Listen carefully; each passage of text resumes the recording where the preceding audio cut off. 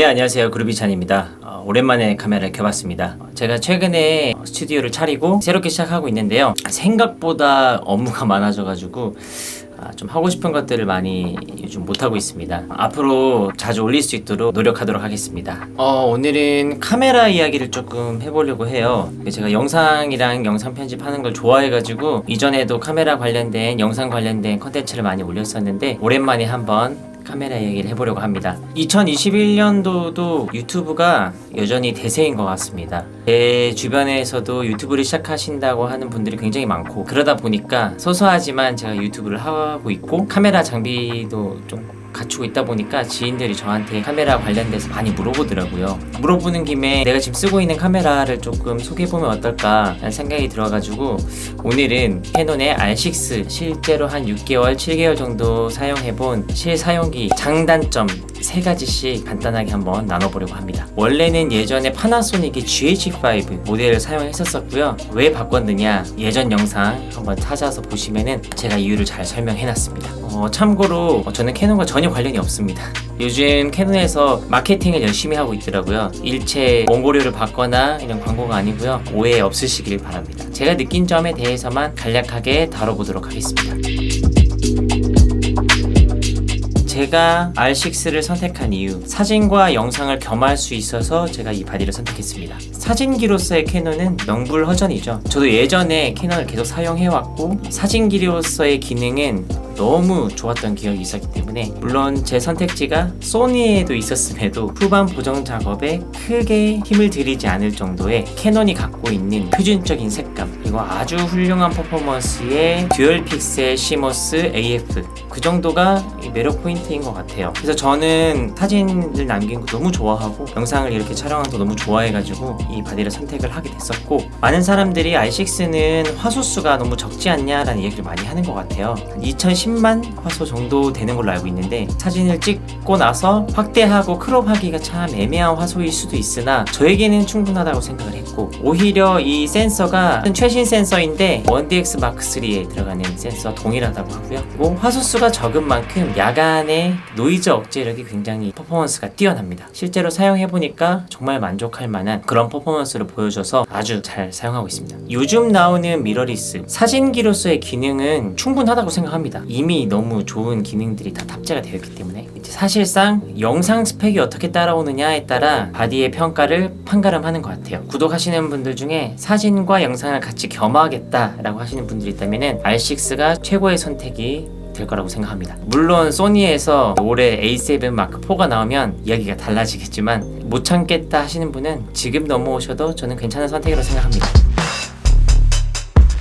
두 번째는 4K 60프레임 10비트 컬러 뎁스를 지원하고 아주 훌륭한 FHD 화질, 그리고 120프레임까지 지원한다는 점이 굉장히 저에게 매력적으로 다가왔습니다. 우리가 굉장히 반복적인 일상을 살아가고 있고 모든 시간들을 기록하고 또 남기고 싶잖아요. 그래서 좀 더 특별한 느낌을 주기 위해서는 대부분 이 시네마틱한 룩인 24프레임을 출력하고 있는데, 60프레임으로 내가 영상을 촬영할 수 있다는 거는, 그것도 4K로 24프레임의 도화지에 60프레임을 얹으면 내가 후반에 보정할 수 있는, 편집할 수 있는 범위가 넓어져요. 슬로우 모션을 걸 때 최대 40%까지 슬로우 모션을 걸 수 있고, 그래서 조금 더 느낌 있는 영상을 만들어낼 수 있다는 점이 굉장히 매력적이었던 것 같아요. R6부터는 10비트를 지원하게 됐습니다. 더 많은 색 정보를 기록할 수 있다는 점이 굉장히 장점이 될 것 같고요. C-로그도 지원하고 있습니다. 4K로 모든 걸 편집하다 보면은 전체적인 워크플로우가 굉장히 무거워질 수가 있어요. 컴퓨터 사양이 굉장히 좋아야지만 가능한 얘기인데,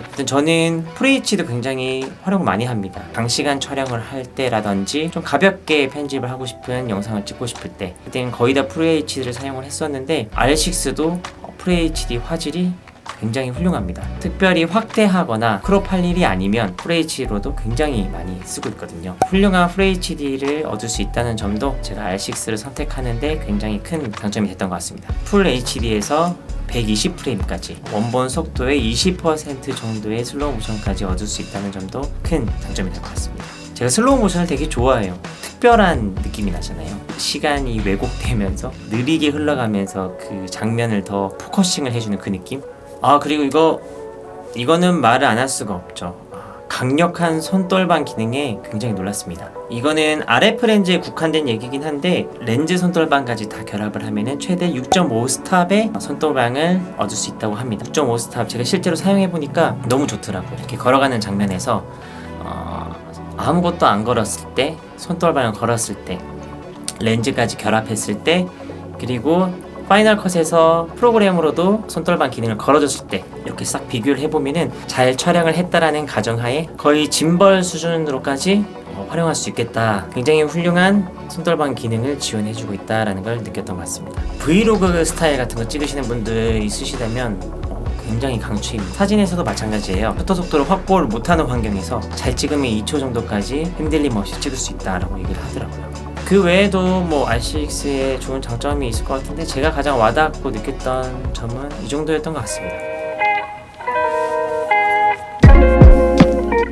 발열 이슈입니다. R5 같은 경우에는 4K 120프레임이랑 8K 30프레임 촬영이 아마 15분인가 제한이 되어 있을 거예요. R6도 4K 60프레임이 아마 30분 제한으로 알고 있습니다. 카메라에서 더 찍을 수 있는데 이 발열, 카메라를 보호하기 위해서 촬영 제한을 걸어놨는데 일부러 캐논 측에서 이걸 걸어놨다 커뮤니티 사이트에 기재가 되면서 굉장히 논란이 있었어요. 일부는 펌웨어로 조금 개선이 됐다고 하는데 드라마틱한 개선이 된 것 같지는 않고 이슈에 된 거에 비해서 캐논 측에서도 정식적인 입장이 없었던 걸로 알고 있어요. 뭐 이런 발열은 둘째치고 캐논의 태도에 저는 굉장히 아쉽다고 생각을 합니다. 일부 관련 이렇게 보도 자료를 보니까 음모론이다라는 이야기가 있긴 하는데 글쎄요, 이렇게 저는 이렇게 비싼 장비를 파는 회사가 이렇게 애초에 음모론이 나올 정도의 이런 문제가 될 여지를 만들면 안 된다고 생각을 하거든요. 요즘이 어떤 시대인데 어쨌든 굉장히 비싼 장비잖아요. R5 같은 경우는 500만 원이고 뭐 하여튼 이런 캐논의 태도에 저는 굉장히 실망을 많이 했습니다. 근데 쓰고 있네.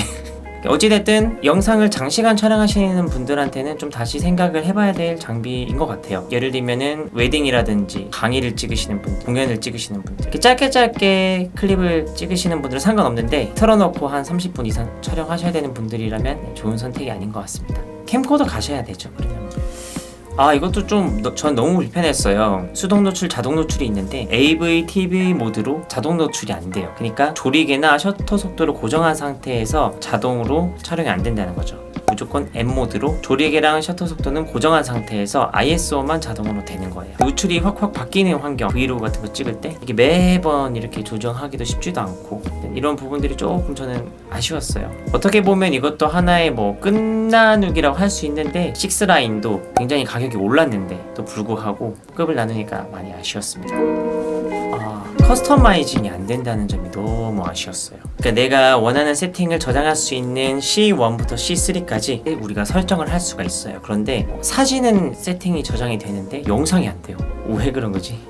전 모델에 있는 R에서는 되는데 또 R6에서는 안 돼요. 저 같은 경우에는 어쨌든 야외에서 촬영을 할 때 급박한 환경에서 이제 빠릿빠릿하게 뭔가 세팅을 변경해줘야 할 때가 있거든요. 4K로 확 전환해서 찍는다거나 FHD로 찍는다거나 갑자기 슬로우 모션을 이렇게 찍는다거나 저장이 안 되니까 매번 이렇게 손으로 빨리빨리 세팅을 해야 되니까 그런 게 좀 불편하더라고요. 이런 기능들이 굉장히 아쉬웠습니다. 이 정도 가격에 받으면은 이 정도는 해줘야 되지 않나? 무조건 R5를 사야지만 그 기능을 할 수 있나? 그런 부분들이 어쨌든 너무 아쉬웠습니다. 그 외에 센서의 가림막 쪽에 이렇게 녹는 현상 커뮤니티 사이트에서 또 한번 난리가 났었죠. 이런 단차로 인한 불량 건들도 굉장히 많이 있었던 걸로 알고 있는데 거기에 대한 또 캐논의 선처가 없었다라는 게 너무 아쉽습니다.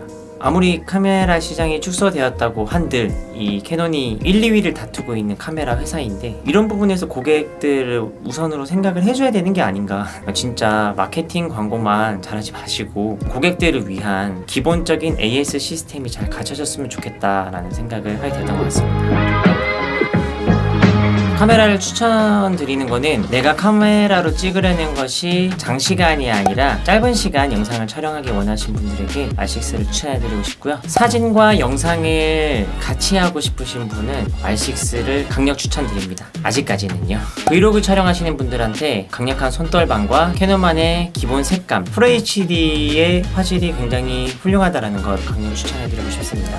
장시간으로 촬영하시는 분들한테는 적합한 적합하지 않은 것 같고요. 영상 촬영이 주로 많으신 분들이 있다면 아예 영상 전문 바디를 가는 게 좀 좋지 않나 이렇게 생각을 해요. 소니사에서 나오는 A7S3라든지 최근에 나온 FX3, 캐논에서도 그 최초로 RF 마운트 시네마 카메라가 나왔죠. C70이었던 것 같아요. 영상 촬영이 주 목적이신 분들은 다른 라인으로 생각을 하시는 게 좋지 않을까 싶습니다.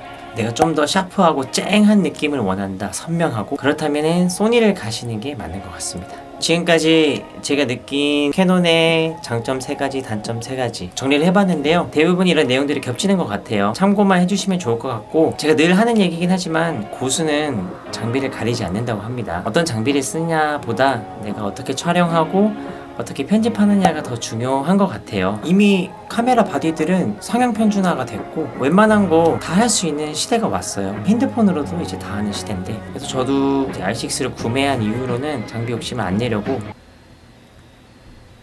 노력하고 있습니다. 저는 기타를 연주하고 음악을 만드는 일을 하고 있는데요. 뮤지션들, 또 예술 계통에 있으신 분들 유튜브를 하시는 게 이제 필수인 시대가 온 것 같습니다. 포트폴리오라고 하죠. 나 자신을 알릴 수 있는 유일한 매체가 아직은 유튜브라고 생각을 하기 때문에 예술 계통에 있으신 분들 뿐만 아니라 1인 미디어로 종사하시는 분들, 사업하시는 분들, 또 왜 어떤 직종에 있으신 분들이더라도 유튜브를 활용할 수 있는 이런 시대가 온 것 같아요. 장비가 그런 모든 컨텐츠를 만들어주진 않지만 어느 정도의 그런 컨텐츠에 대한 퀄리티에 차별성을 줄 수 있는 것도 사실인 것 같아요.